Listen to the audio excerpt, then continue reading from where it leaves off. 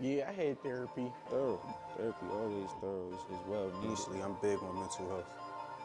Like all that street stuff, bro, is not it, bro. You either gonna be dead or in jail. Stay out of the streets. I actually had therapy. That's a hard question.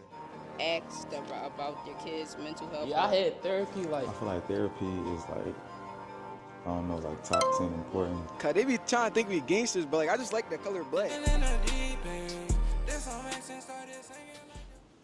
How y'all doing? This is JHY and I'm sitting here with Street Therapy. So with y'all, my name is JHY, I'm a serial entrepreneur. I'm from Frankfurt, Philadelphia. Growing up in Philadelphia was very rough. I feel as though coming up, I had to always be like a leader versus being a follower. And yeah, growing up, you know, people hang in groups and they don't really make it too far. So I always try to do the opposite, do my own thing. And that's what got me here today. I was getting in trouble a lot as a teen. So at 16, I started cutting. And from there, I was hanging around different types of people. That led me to use my cutting money to start a brand. Then I was doing a brand for like a few years. Then from there, I started the cleaning company with the brand money. So now I do stuff like that, like Dollar Trees, Lowe's. Right now, I just did a Jimmy Choo store up KUP. Then with that cheese, I just started a logistics company, and that's like delivering medical supplies. When I started cleaning, I was doing it with a mentor. So she was giving me all the ins and outs behind the scenes, and she also do logistics. So that's pretty much it. Like she gave me some game and I applied it in real life. So I use my pain as motivation. Like you're either gonna stay in the hood and be stagnant or you're gonna use that pain to grow. So I just use that as a way to keep going. Like that's my motive. You really can't mix friends with business too much because it creates a sense of entitlement, maybe jealousy. So I realized strangers are the key to success. You can't be scared to grow, walk in new rooms and be who you are. So that's kind of my motive to grow. So when I first started Too Raw, I had a homie that was like my brand ambassador. So I used to use all my cheese to start my brand. So everything I came back, I put it back into my business. So we used to have little disagreements about cheese. So I gave him the opportunity. I'm like, bro, I will help you start your own brand so you could be in my shoes. You feel me? So he started his own brand. He's like, bro, I see what you was talking about, yada, yada, but it already hurt the friendship that we was a little discouraged by the money. You feel me? I lost my dad to gun violence. Coming up, like we was talking about pain, coming up, not growing up with a dad in Philadelphia, it's very painful. You'd be lost as a kid. You don't gotta find yourself. When I lost my dad, I was 3, so I was a buck. I grew up barely even knowing it. All you do is hear stories. But I took that as motivation as well. Like, just because I lost my dad don't mean I gotta be here on sucker stuff. So like, I could make him proud by being great, you feel me? I grew up the only child. My mom had another son, which is my brother, but he wasn't born until I was about like 16 when I started cutting. He more like my kid than my little brother for real, you feel me? So coming up, I never hung with people my age for real. I always hung with the older cats. So just seeing them in and out of jail, coming back home doing the same thing, and kind of like deferred me away from the streets, like there's no longevity. So why would I indulge in it, you feel me?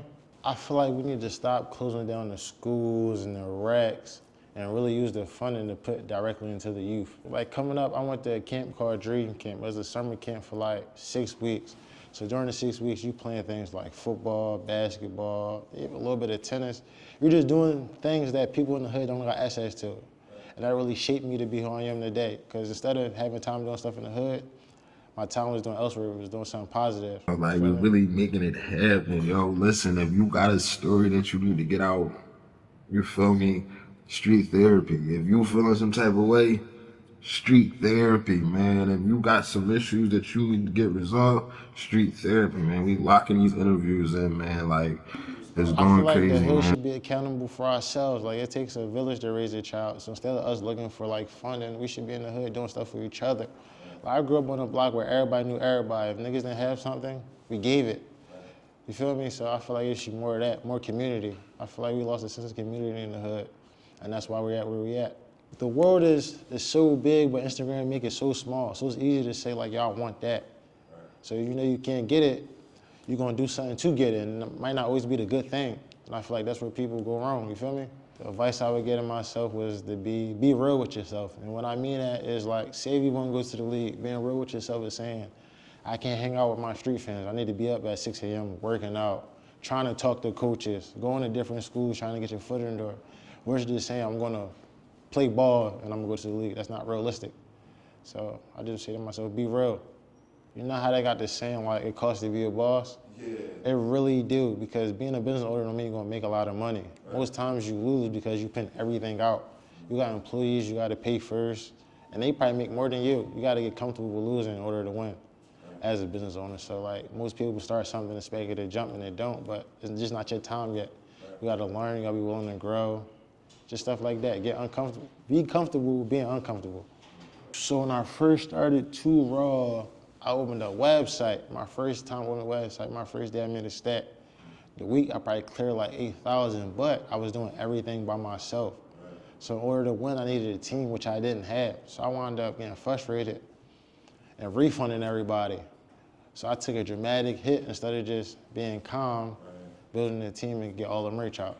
So the learning experience was just have patience, build a team. You can't do it by yourself. With the cleaning stuff, like I started before like a year or two ago, but I got frustrated and stopped. But I'm back into it. I just got 5 Dollar Tree stores. So just to start back to get that, I feel like that's heavy. My cleaning page is Raw Cleaners. The clothing brand is called Too Raw Denim. Y'all can follow my barber page at JHY Too Raw. This job, not just shut down with street therapy.